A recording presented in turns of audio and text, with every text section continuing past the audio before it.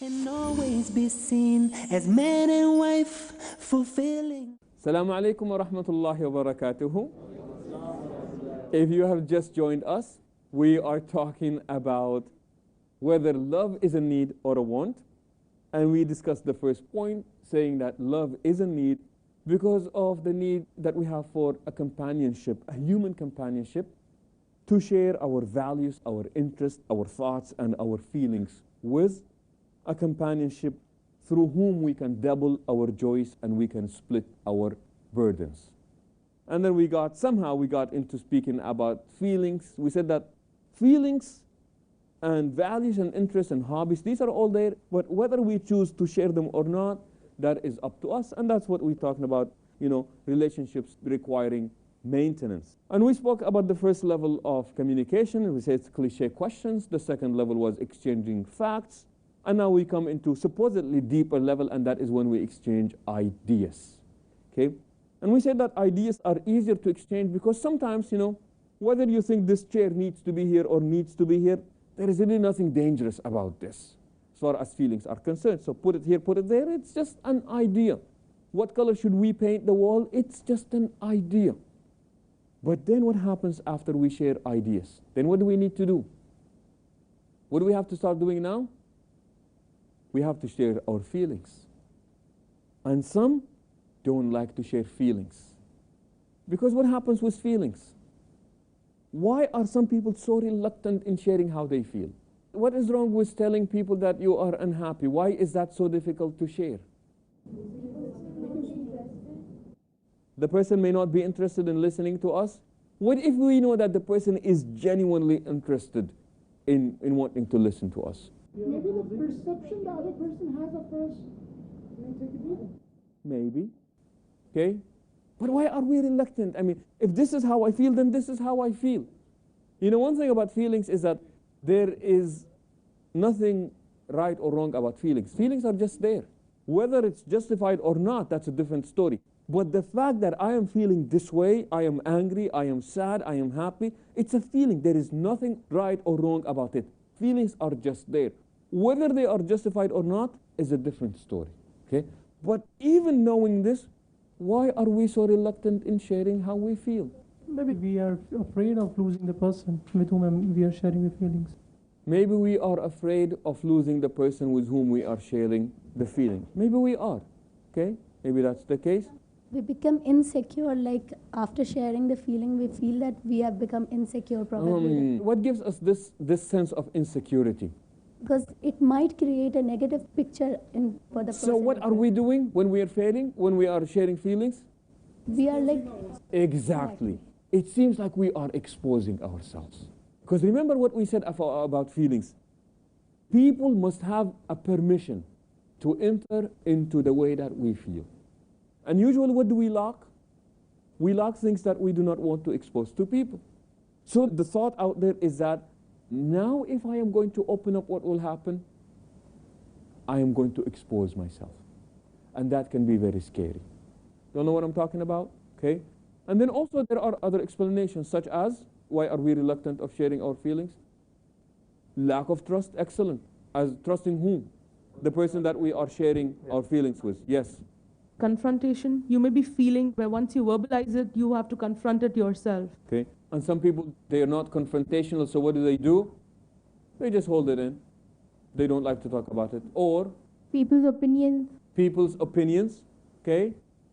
We feel that people might try to manipulate our feelings if we reveal our true selves. Okay, that's very possible.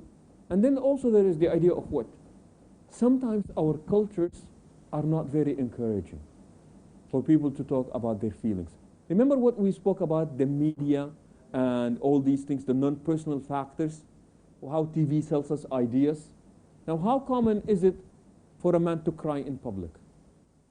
What happens when your son is crying? What do you tell him? Boys don't cry. You tell him, boys don't cry.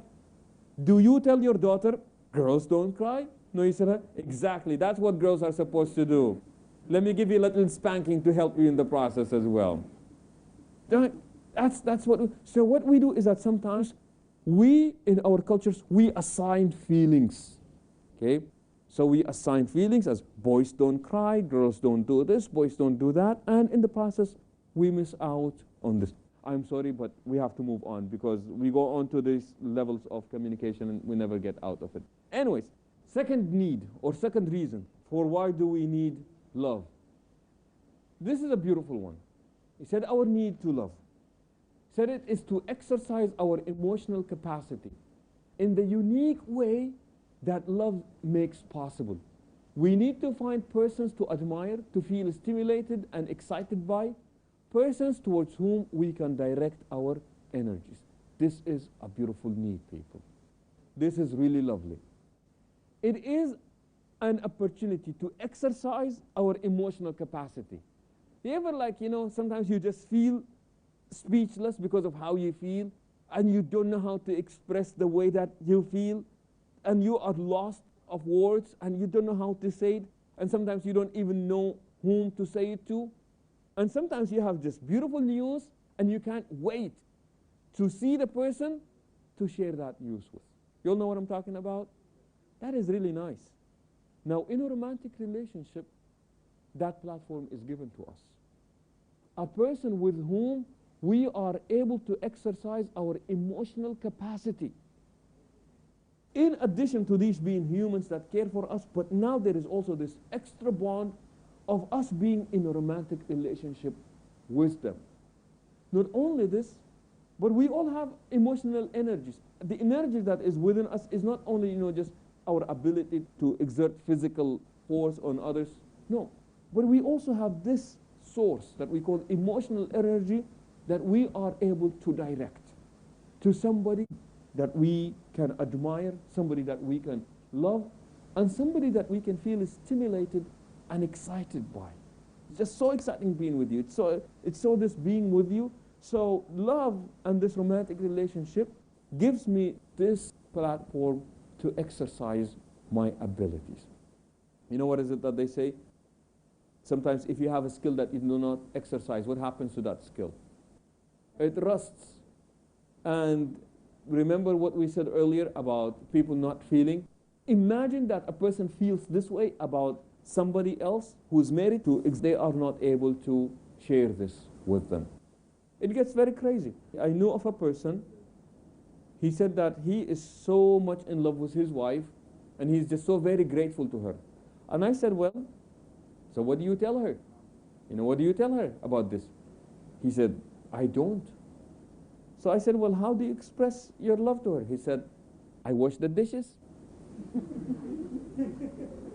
He expresses his love by washing the dishes. Why do you think he does this? Because using words is what? To him is difficult because he's never being trained.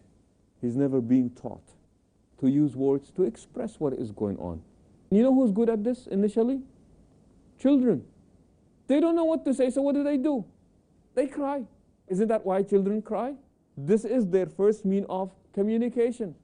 They either want attention, they're hungry, they need to change the diapers, whatever it is. What is the first thing they do? They cry. This is how they express themselves until they learn how to speak, and then we can never shut them up. Isn't that the case? Okay? In any case, but what happens? Now remember this. This is all the opportunities that are possibly out there. Whether we exercise them or we do not exercise them, that is up to us. Okay? Also, when we are in love, we have the opportunity. Our need to be loved, to be valued, cared for, and nurtured by another human being who is not necessarily related to us by blood. We may be loved, we may be valued, we may be cared for, and we may be nurtured by our mothers, by our fathers, by our sisters, by our brothers, by our uncles, whoever is out there. But what we're looking for is somebody outside our family circle, where we can not only, remember what I talked about, the emotional energy that we have, where we can direct it to them, but we also want that emotional energy to be what? To be reciprocated back. We want to feel the same way. We want to be valued. We want to feel cared for. We want to feel nurtured by somebody else. And please remember what we said earlier. To love is nothing. To be loved is something. To love and to be loved is everything. And that is what we are talking about here. And with this, we come to the conclusion of our program here today. We're very grateful that you have joined us. And inshallah, you are enjoying this as much as we are enjoying it. And until we meet next time, we say so long and assalamu alaikum wa rahmatullahi wa barakatuh.